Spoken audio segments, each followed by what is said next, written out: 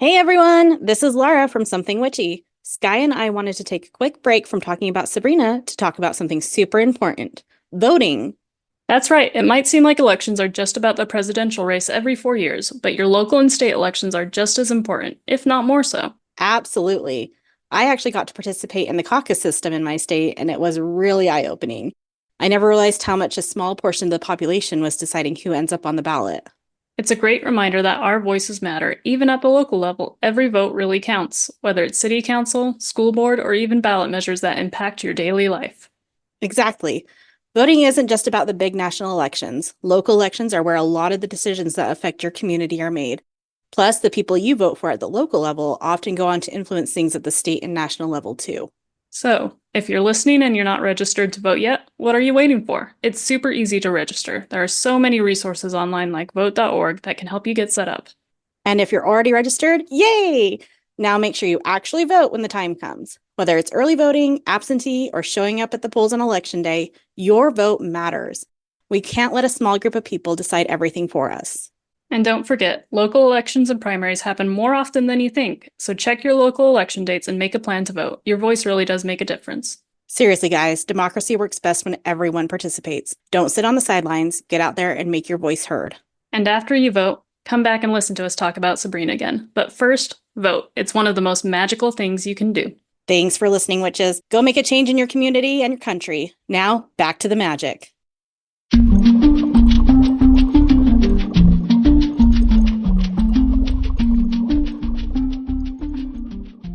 Welcome back to another episode of Something Witchy. I am Laura Cotter. And I'm Skye Orchard. My brain is fully on NCAA women's gymnastics. Fair warning for this episode. I watched 4 hours of gymnastics today, and it's been nothing but gymnastics since Thursday, and it's been a rough day in the gymnastics world. So this might sound a little bit wonky on my end. All right, so today we are talking about Season 1, Episode 4, Terrible Things. Terrible things. Terrible things. Ooh. All right, Skye, are you ready for your question this week? Let's do it. Is there something that you want, like you don't have to like really want it, but like kind of want it, that you think if you actually got it, it wouldn't work out as well as you would hope? I'm going to play into the realm of Sabrina and pretend that magic exists. I want to be able to understand my cats and communicate with my cats, but I don't think I actually want to. I don't want an actual like Salem running around because the sass and the craziness just, but it'd be so fun to talk with them. Well, to have them respond. I already talk with them. I'm torn. How much do you think your cat's vocabulary would just be swearing? Oh, yes. River Song and Lily are just sailors 24/7. Peggy, I'm still convinced, could be a cult leader in a cat body. She's gonna be swearing, but she's also gonna be schmoozing and convincing. So she could potentially get you money. She could start a cult and bring in money. Or would you have to be members of her cult and give her your money? She wouldn't want less money, and she wants adoration and the world's love. She wants to be the supreme ruler. All the attention. She'd probably get at me for not making her Instagram more popular than it currently is. I think you need to plug Peggy's Instagram now. Yes. Peg Leg Baby Cat on Instagram. She is a little kitty without back feet, thus her name is Peggy. And she's a little attention whore and very cute. You're welcome, Peggy. I did it. Good job. We'll see if your followers spike after you hear this episode. It's true. Also, gotta do the brain thing and remember to post probably more frequently than I do. That's probably why I've never made Mabel her own separate account, because my account basically is her account at this point. It doesn't matter. Okay, what about you? So I think, well, I go through this every now and again. Every time I get promoted, I'm always like, why? I don't know. So like in the back of my mind, I really do kind of just want a job where I don't have to use my brain very much. But I also know how I am and recognize I would do that for like 3 months and then be like, okay, so here's all the things I came up with. It's how we can do things better. And then I'd be right back where I am today with too much responsibility and people calling me and messaging me at all hours with problems I don't know how to solve. Can we truly make things better? Jenny didn't feel great about being class president. Corporate world and the student body world are exactly the same. Very similar. Very popularity contesty. This episode had a lot of like deep truths in it that I was not necessarily expecting.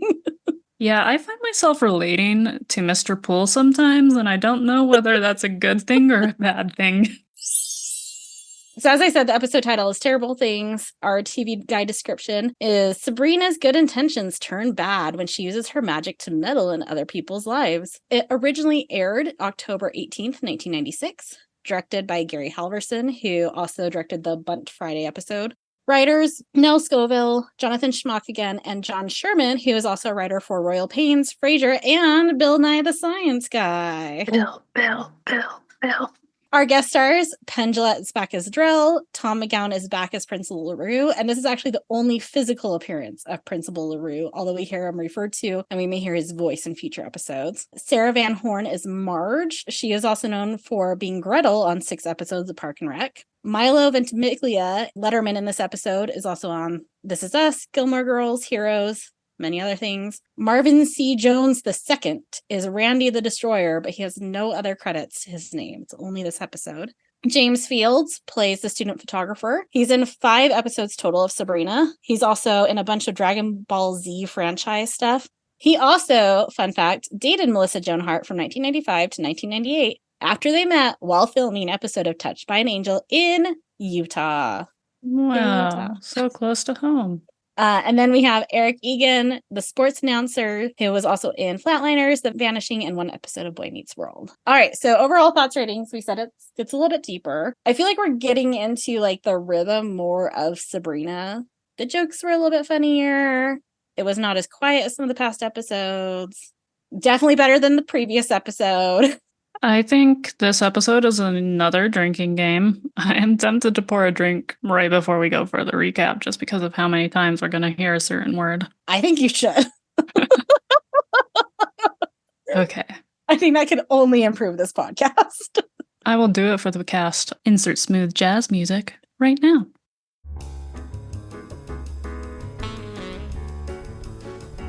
And we're back. What did you pour yourself? I made myself a truly terrible butterbeer. I stared at my cabinet and realized I did not have many mixers or anything, and so it's literally a soda butterbeer with not butternut, schnapps, butterscotch. I can remember words. It's like, what is that flavor? It's not butternut. I haven't even drank yet, Laura. I'm gonna go great. Oh, man.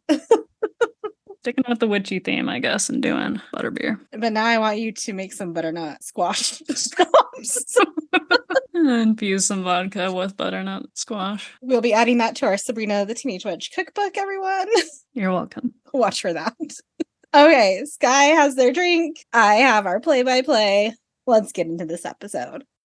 Our cold open. Sabrina's walking down the school hallway and spots Libby wearing the same outfit as her. She runs into the bathroom and zaps herself into a new outfit, which is downgraded in my opinion. Now she can walk down the hall confidently, but then Jenny comes over and they're wearing the same outfit. If you notice when Libby has her locker door open, I didn't notice the first time through, the second time through, there's like a decently sized stuffed animal just hanging on her locker door. Nothing else. I didn't notice that. What kind of stuffy? Like bear, cat. Like a gray bearish looking thing. I don't know. It was a really quick, like, okay. There was no pictures. It was just this little random stuffed animal. An insight to the psyche of Libby. Outfit intro. Her 4th outfit in the sequence is a construction outfit that says, I'm ready to clean out my closet, which is funny because last Sunday we didn't do podcasting and I did clean out my closet and behind me is a pile of clothes on my bed that I need to get rid of.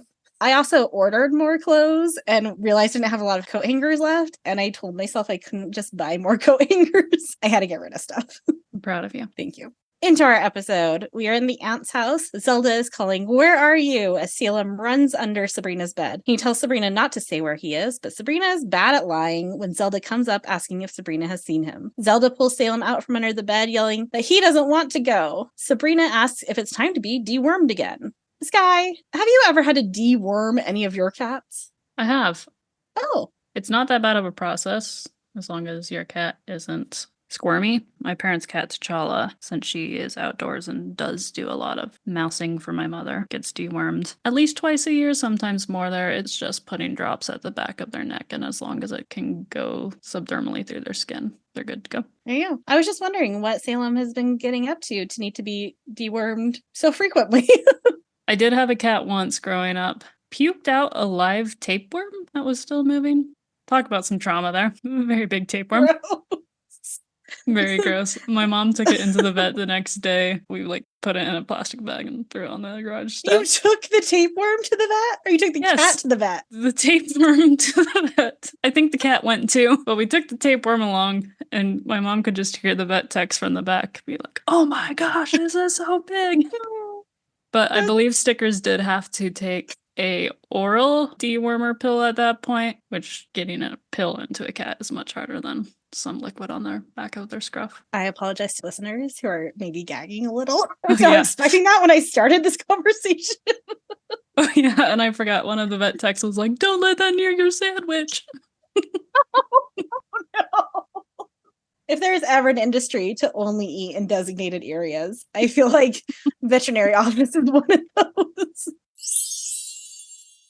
Back from that left turn. That's all we are, is just left turns and tangents. We're changing the name of the podcast. Left turns and tangents. That's what we are. Salem says he has to go do community service as punishment for planning global conquest. Zelda signed him up for a Pets for Prisoners program. She tells him he could have done highway cleanup instead, but Salem says cats don't do well on highways. Zelda tells him to get his wormy butt downstairs because he has to repay his debt to society. Salem asks if he could just write a check instead, which tells us Salem still has access to money somehow. I still want to know how long Salem has been a cat for. I need to know the parameters of this cat curse. I can't tell you more about the community service, but I do know within the next 3 seasons, I think we're going to get a timeline of how long he's been a cat and how long he has left. Taking your word for it. Sabrina says it's nice to help people, but Salem asks her for examples of nice things she's done, since all he's seen her do with her magic is change outfits and make Brussels sprouts disappear. Sabrina says she'll use her magic to do 3 nice things at school today. Salem tells her to consider the consequences before using magic, or terrible things could happen. Drink, drink, drink. In this scene, Salem the puppet is looking especially haggard. Like, that Salem puppet looks like he has worms. Or he's been given too much worm medication and his fur is all matted from fluids. Possibly that one. In the school cafeteria, Jenny introduces herself to a jock and says she's running for class president with the Outsider Party. Libby butts in and says she's also running for class president with the Popular Party. Jenny promises smaller classes and arts funding. Libby promises pizza at lunch. This is the way to do it. Libby's got it down. For all the times I ran for student council, it was when I had a good bribe during election day that I won. Okay, I have 2 questions based off of that statement. Number 1, how many times did you run for student council? I ran 3. So I was in student council freshman through junior year. Freshman, I was nominated for like an at-large position, so it was a nominated position. And then, like Jenny and Libby, I ran for sophomore class president, and I won. Back in the day, you could go to Albertsons and buy 12 packs of soda for super, super cheap. So I went, stocked up, and gave everyone a soda on election day, and something similar for the position I did junior year. And then I did run for student body president, but I was sick of the system, and so I didn't do any bribery or whatnot, and I did lose. And then I got accused of not trying, and I was like, I just didn't want to bribe people anymore. Guy. Yes. Were you a popular kid in high school? I had my social butterfly moments, and I'm not sure how I did because I was definitely still an introvert. I was the president for several clubs and then student council and several extracurriculars. So You were pretty popular. Define you were popular. Pretty popular. I wasn't one of the popular people. I was just in the right cliques, in the right circle. In nerddom, maybe I was popular, but not in the cool kids. I will say you were not part of the Outsider Party. You would not have been part of Jenny's Outsider Party. Probably not. Didn't stick it to the man enough. I'd bribed. I went full force with some of those bribes. Sometimes, you know what? You just have to do what you need to do. Jenny complains to Sabrina that no one wants to support the outsider party. Libby thinks being class president is about lunch, food, and dances. Jenny really wants to make the school a better place. Libby comes by with a witty remark of, "There's nothing like losing to say you're a loser," which is just a sick burn, thinks Libby. Jenny sadly says she wishes she could make a difference. Sabrina zaps the ballot box and literally stuffs it full of votes for Jenny. We all wish we could make a difference, Jenny. Godspeed. Also, can you imagine in a post-2020 world how this particular part of this episode would go down? Oh, stuffing ballot boxes. It's all good fun. Back in the school hallway, Sabrina meets up with Harvey and smells something weird. It's his protein shake because the coach says he needs to bulk up. Sabrina compliments him by saying he looks fatter. Harvey thanks her but points out Randy the Destroyer, saying unless he gets injured, Harvey will have to stay on the bench. Harvey walks away and Sabrina uses her magic to have Randy slam his locker on his hand for her second good deed. Begging the question, is it really a good deed if it injures another person? I would argue that is very morally gray. Maybe Randy needed a break from sports and the coach as well, so... We don't find out his perspective, though, so I'd have to say it's bad unless we knew his perspective. I feel like in the gray spectrum, this is definitely like a charcoal color gray. Yeah, agreed. In Mr. Poole's class, he walks in late and complains about his AMC gremlin. I did not know what that looked like, but I did, of course, Google it, and it actually looks pretty cool. I would drive one of those if I had to. I think you could try to drive one of those.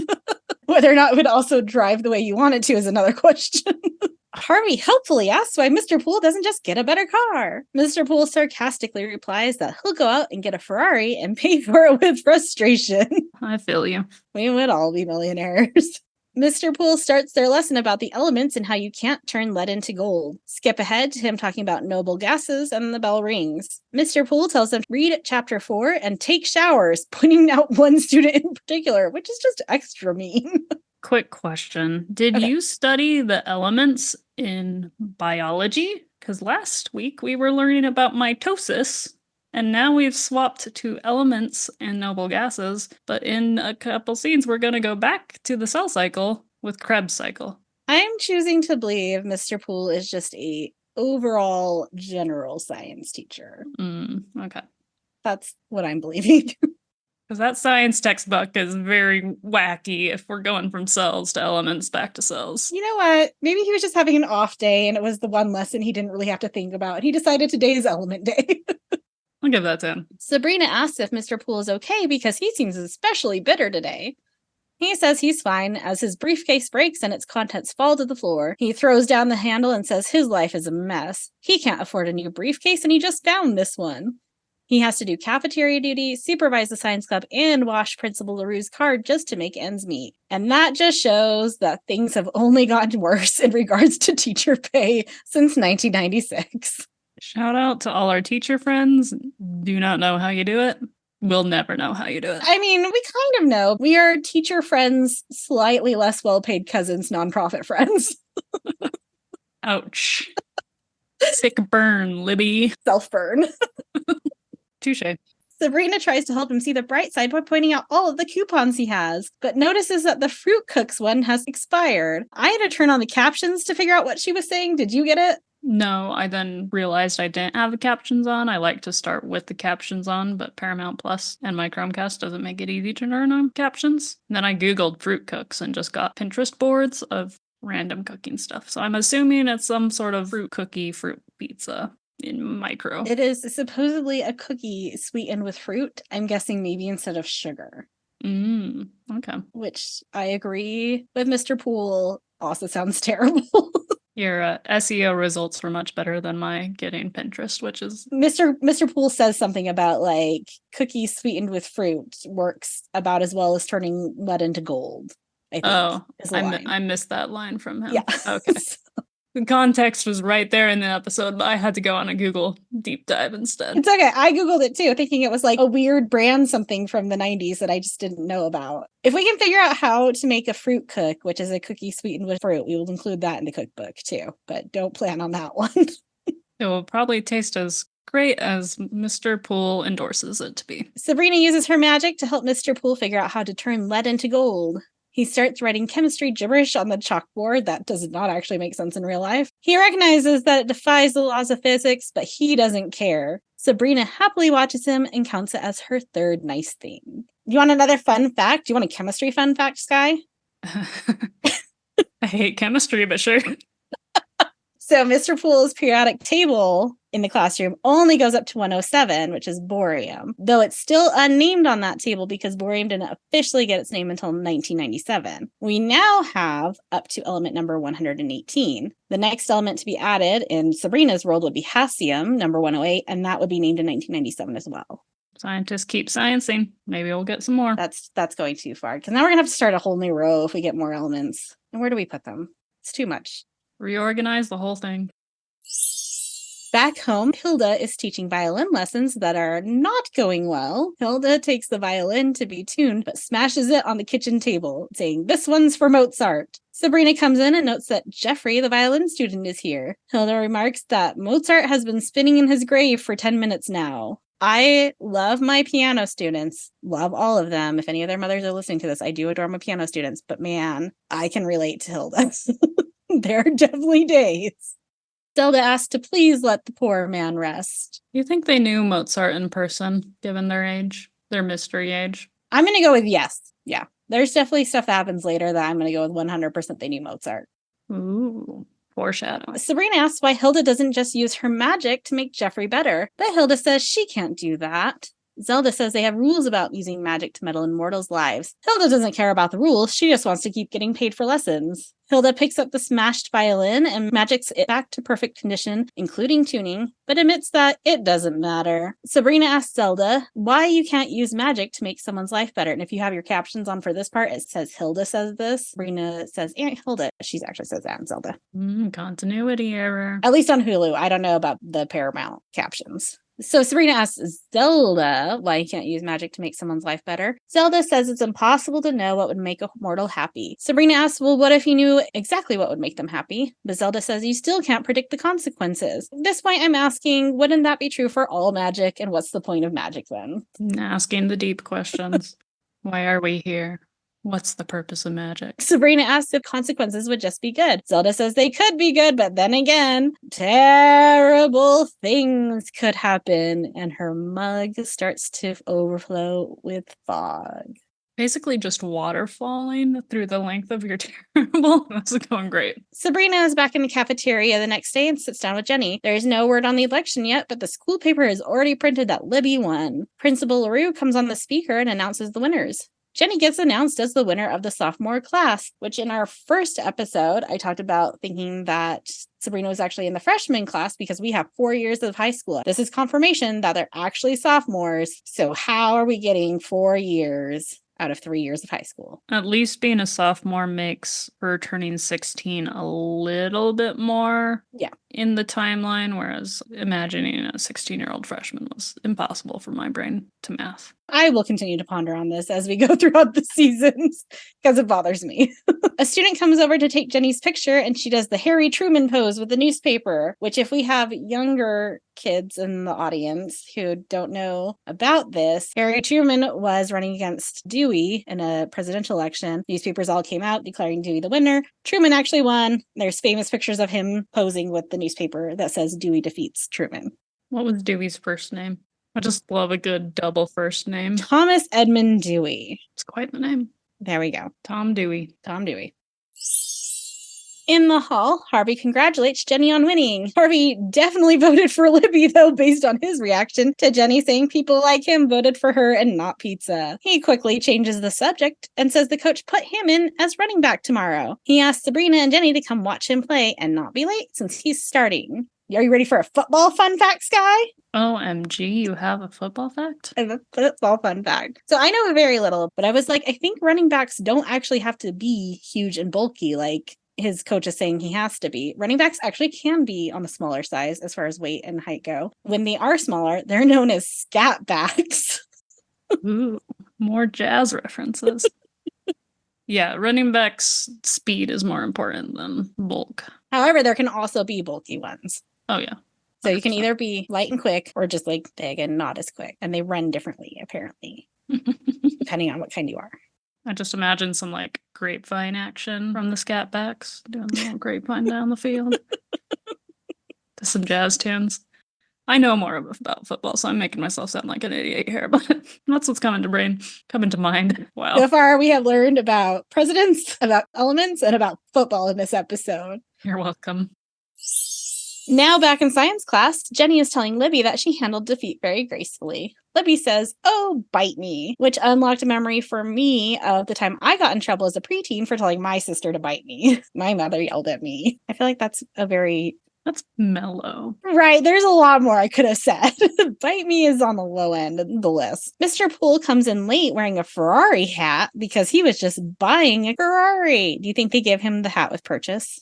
Hopefully like a giant bow on the top of the car that he had to drive out with as well. Mr. Poole says whoever can explain the Krebs cycle will win a lump of gold. And that would not be me because I've learned the Krebs cycle like 5 times over the course of my education and I still can't describe it. So the Krebs cycle, for our biology fans here, is also known as the citric acid cycle. It's when the cell generates energy during aerobic respiration. So we've finally moved on from mitosis and splitting the cell, finally having our new cells make some energy. Every time I've had to learn that thing, I learn it for the test and then immediately forget it because my brain does not want to hold on to that knowledge. There's a lot of steps in the Krebs cycle, though. If you look at diagrams of it and people's notes of it, it's like a whole 8.5 by 11 page. Oh, and you usually have to do glycolysis along with it. It's usually like both. It's tangentially, yeah. Hate it. Back home, Sabrina asks how Salem's community service went. Salem convinced a guy in solitary confinement that he was Alan Dershowitz in the form of a talking cat. Do you know who Alan Dershowitz is, Skye?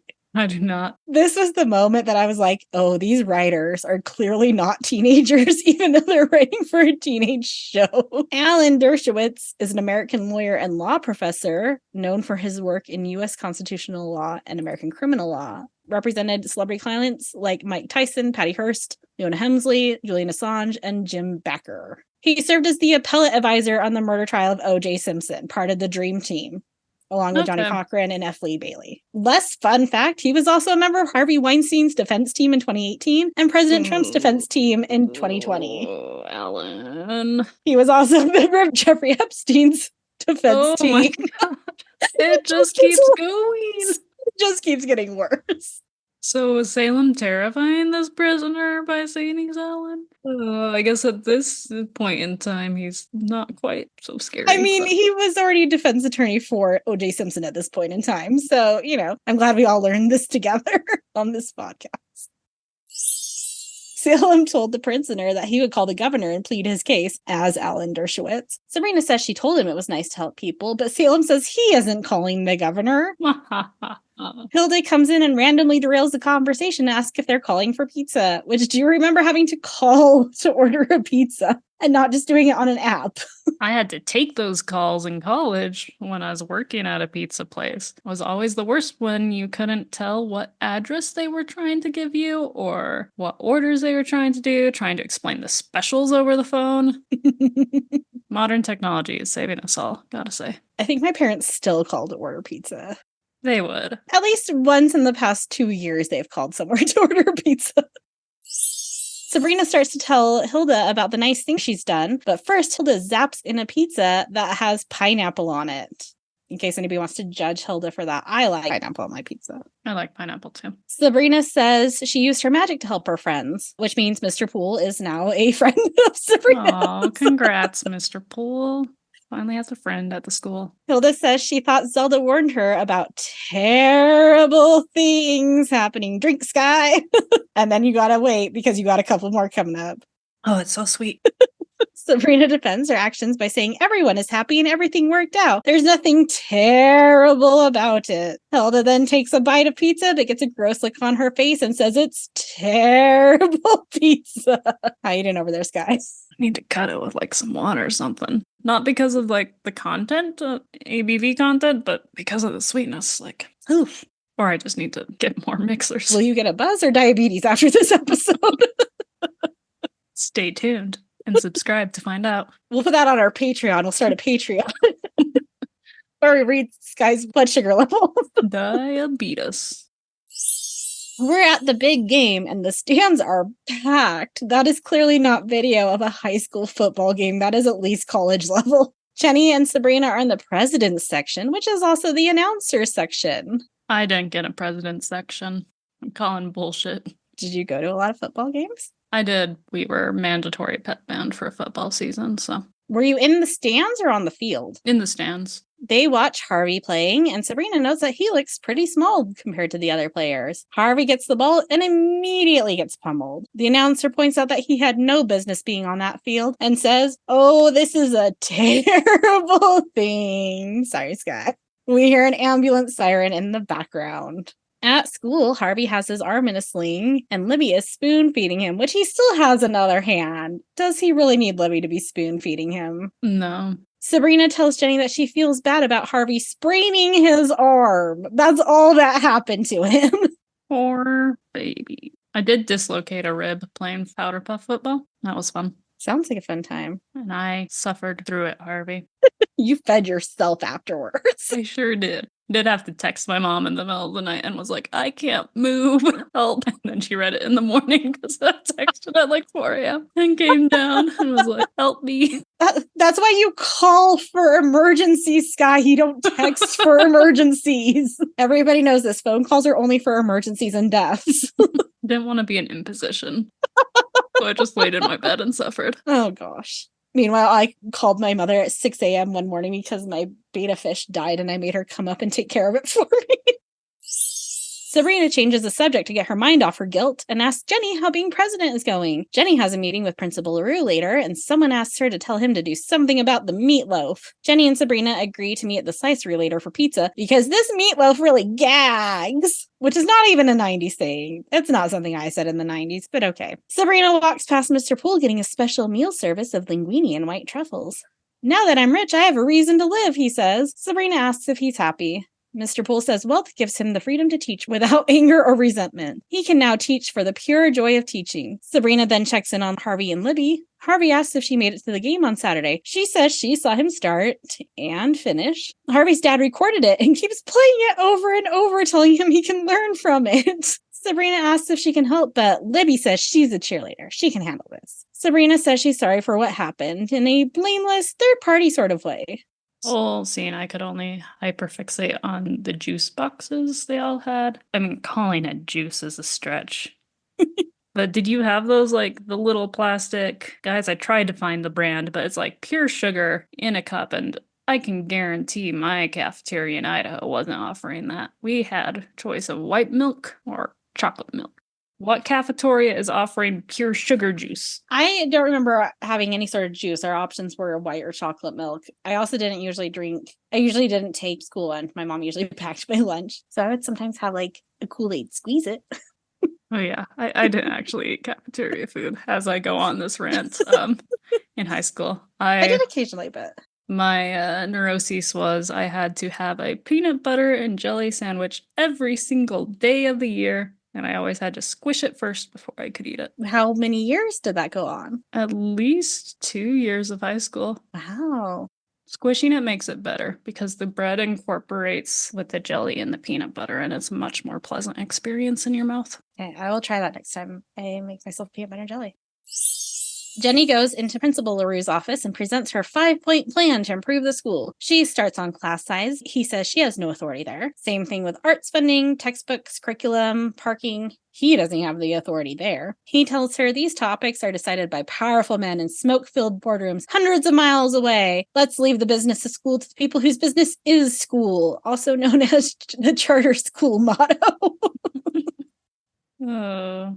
He shreds her plan and Jenny looks on in shock. Something about this whole scene and Principal LaRue in particular had a very like musical-esque quality to it where I was just expecting a song to break out at some point. Something about like his speech patterns, the way he's saying it, the bigness of the way he's saying it felt very like somebody's going to come out and talk about the hardships of like trying to fix the educational system. It's a hard knock life. At the slicery, Jenny is on her second pitcher of root beer. Sabrina asks, "What's wrong?" Jenny admits she wishes she was never president because she can't make a difference. Sabrina says she's sorry, and Jenny says it's a terrible thing. I don't think there's much. Oh, no, there are a lot more of these. I'm just remembering. Sorry, Skye. I do like that the human or the mortals in this say terrible shortly for short sips. That's all them witches that have to drag out the terribles for emphasis. Sabrina comes home and Zelda tells her they need to talk. Sabrina says she's had a lousy day and tries to walk away, but Hilda drags her back with magic. The aunts give her a letter from Drell. She opens the letter and it's Drell's voice telling her to report to his office immediately and bring her aunts with her. Was Harry Potter was already out at this time, right? In 1996? No, you're about to get Philosopher's Stone released, but Sabrina actually predates. Did JKR rip off Sabrina with her Howler letters from this scene? Maybe. Or shared consciousness, because we have the talking portraits we talked about in episode 1 as well. I'm saying she ripped them off. I wish Drell sounded like Molly Weasley, though. Where have you been? They all go up to the linen closet and Sabrina tries to get out of going. Hilda says she doesn't want to go either and that she doesn't have any feelings for him anymore, then asks how her hair looks. And there's just a lot of brown in this scene with the aunts' brown outfits and a lot of brown decor in the background. Very 90s to be so brown. And they enter their linen closet for their linens without accidentally being sucked into the portal. Like, does the door have to open on the council side for them to get through? No, it doesn't. But I think the door has to close in order to be sent through. So I think if you just like popped in, had the door open and grabbed a towel, you might be okay. Salem has some opportunities to create some chaos if he truly wanted to live his black cat life there. That's true. Maybe he does. Or maybe he did before. But then also, like, what if Sabrina, before she turned 16, accidentally went into the linen closet and closed the door behind her? Right. Part of this will be addressed in a later episode. I will hold my breath until then. You better listen for future episodes to hear the reasoning. Don't just watch Sabrina, though. Make sure that you come back and listen to us discuss it. Listen to our tangents alongside your watching. Left turns and tangents. In the other realm, they enter a room that looks suspiciously like the Principal LaRue's office. Sabrina also notes that Drell's assistant looks just like the principal's assistant. Drell makes fun of Hilda's hair, but Hilda says her new boyfriend likes it. Drell asks what her boyfriend's name is, and Hilda just answers, Drell asks Sabrina to explain why they're there. Sabrina doesn't know, so Drell starts listing off athletic injury, fixed election, ultra-immutable laws of physics. The aunts are shocked. Sabrina says she was just trying to help them, but only one is happy about what she's done. Drell yells at her. The aunts try to defend her, saying, her mother's in Peru, her father's in a book, and I'm in the land of I don't care, Drell replies, which is what I want to say from now on to so many people. Need t-shirts with that. That'll be our first merch, is shirts that say I'm in the land of I don't care. Drell says the aunt should have warned her that if she meddles in people's lives, terrible things could happen. This guy's got to take a drink. The aunts say they did, and Sabrina even admits that Salem told her, but nobody made it sound like a big deal. And that is possibly the most accurate writing for a teenager thought process to ever exist. True story. Drell calls up his assistant Marge to have the guys in ominous warnings tweak up the reverb on the word terrible. He repeats saying terrible, and I think it's like 4 times, Skye. Terrible, terrible, terrible. I have not portioned out this drink correctly, so I'm almost done with this glass in it. It's a tall glass. Okay. I think we're almost done with the terribles. So eventually it echoes ominously. Drell thanks his assistant and then says that was her mistake and blasts her with magic, and we can hear her screaming, which is the darkest point so far of Sabrina. I mean, potential cannibalism in form of pineapples. That's true. Sort of dark. Yeah, that one was dark too. Drell says he doesn't care about high school athletics or elections, but alchemy could collapse the world economy and wreak havoc on his T-bills. Do you know what a T-bill is, Skye? No.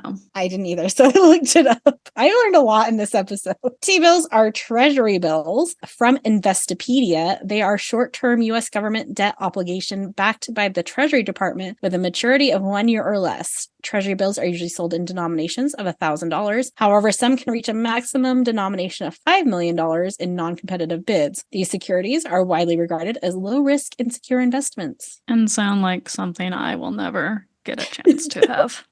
In this economy? Yeah, Drell's T-bills are safe in this economy. He tells Sabrina to fix it or she'll be turned into Salem's little blonde kitty friend. Drell gives her 1 day to fix it. 23 hours to fix the problem and 1 hour to shop for a scratching post. He dismisses them, but asks Hilda to stay back and tries to flirt with her. I'd like to call out that Drell does not have Molly the mole with him, and I was offended. Given that he just blew up Marge with not a second thought, I'm kind of worried about Molly's safety. I have to believe their bond is stronger than that, because he's had Molly for quite a while, based on what the ants say, to not stare at his mole. So. Also, didn't Hilda attack his mole in one of the previous episodes? Like, we hear off screen him yelling, "Not my mole." Hope you're okay, Molly. Sabrina swears never to help anyone ever again, but asks if Drell is just trying to scare her. Zelda picks up Marge's teeth off of her desk, frightening Sabrina even more. Hilda comes out of Drell's office and says he asked her out, but she turned him down.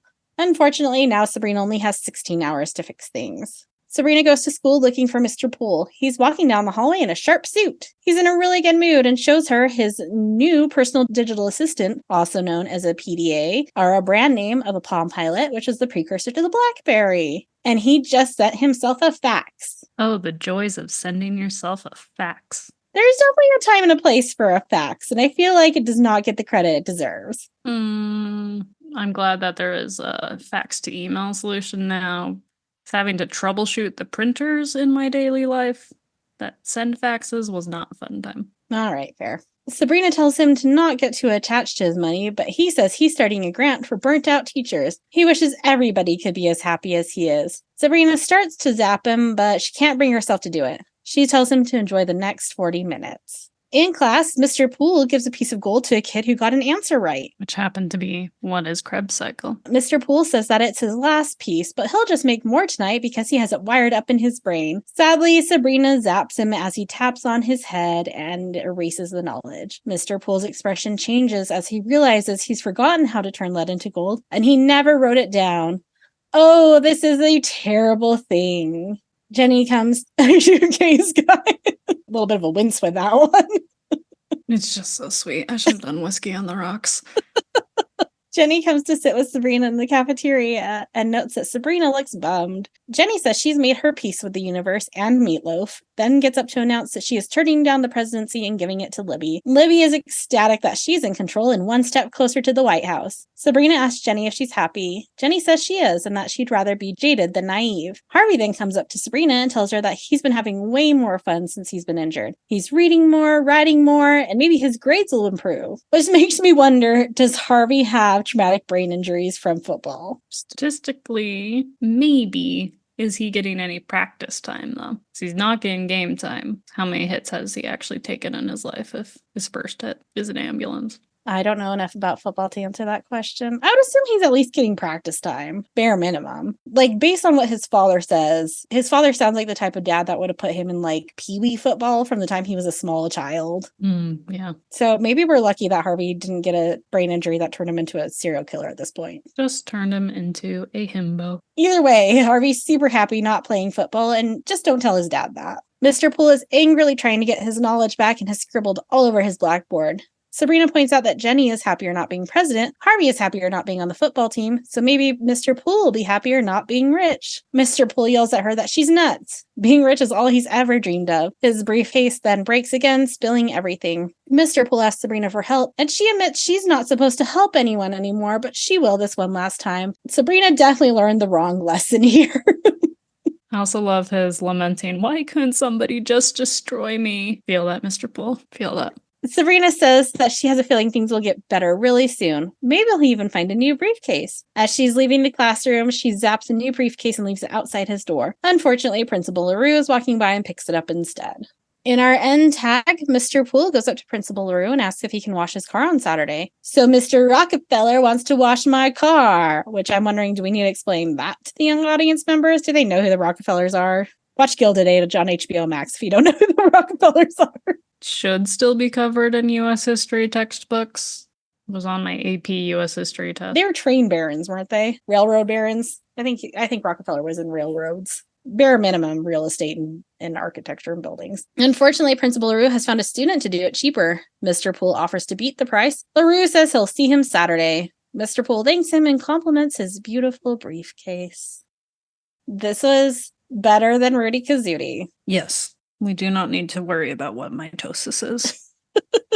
Or demonic full-grown babies giggling at us. Overall, I enjoyed the episode. I don't think it's an iconic episode. I think it's a fine episode. A lot of quick changes in this episode, I feel, compared to other episodes. It was just very bam, bam, bam, new scene, new scene, new scene. Yeah, it was definitely hard to write the notes for this one because I kept having to pause every 5 seconds to get stuff down.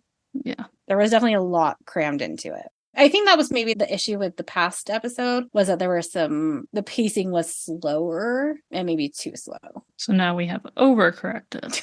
And maybe episode 5 will crack the formula to an episode, but not turning lead into gold. Speaking of, episode 5 is called A Halloween Story.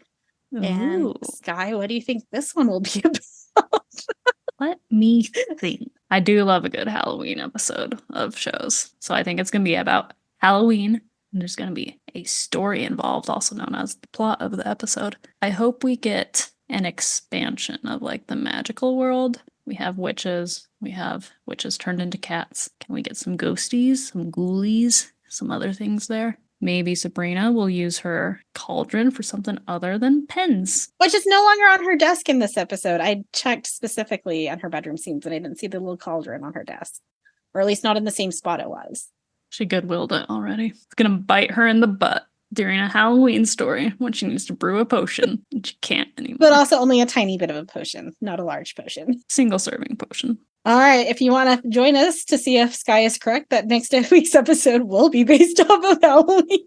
Love to have you. In the meantime, if you have anything you'd like to say to us, nice things only, please, you can email us at somethingwitchypod@gmail.com and follow us on Instagram at somethingwitchypod. Until next time. Stay magical.